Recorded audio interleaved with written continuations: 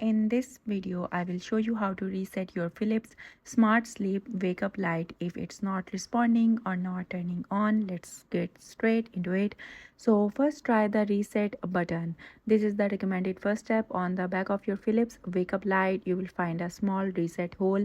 Take a pen or paper clip. Gently press and hold the reset button for a few seconds, then release. This simple reset often brings the device back to life. Now, if your model doesn't have a physical reset button, you need to follow these three-step reset method. Press and hold the alarm one button for 5 seconds, then press and hold the light on button for 5 seconds, and finally press and hold the FM radio on button for 5 seconds. So this combination should perform a full reset on your Philips SmartSleep Wake-up Light.